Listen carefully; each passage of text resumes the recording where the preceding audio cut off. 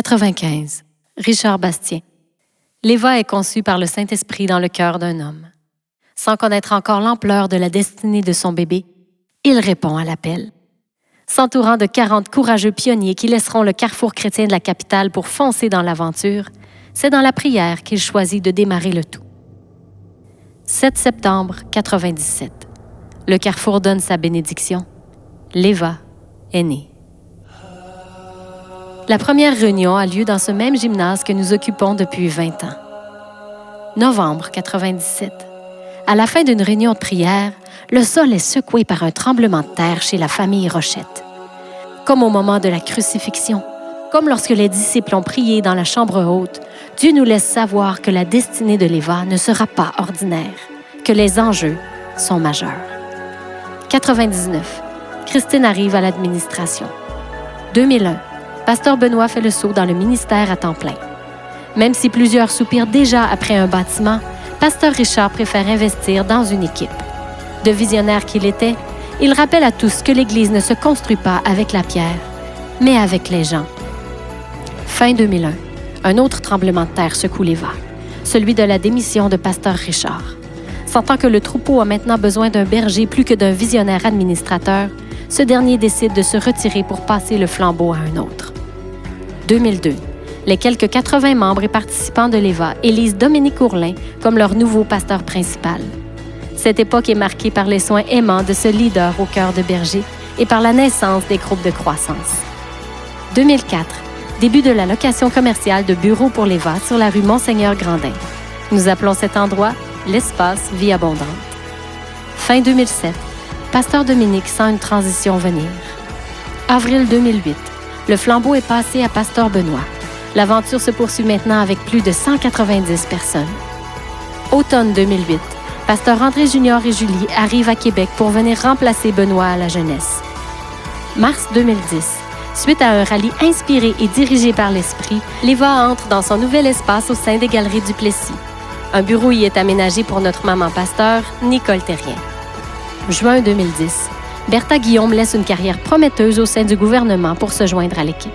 2011. La routine commence à peser. Une soif s'installe dans le cœur de notre leader. Il doit y avoir plus.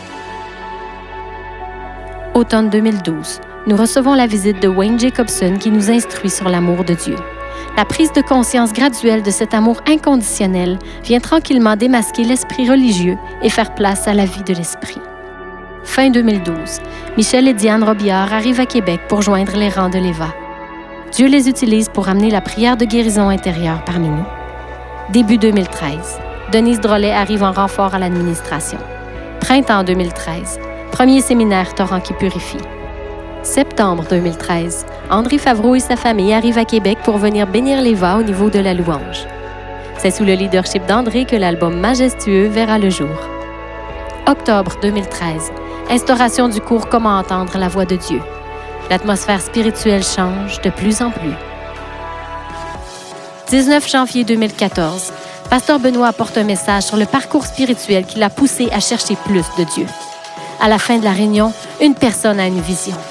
Le ciel est maintenant ouvert sur l'Éva. Suite à cette réunion, les gens sont invités à lire le livre Quand le ciel envahit la terre.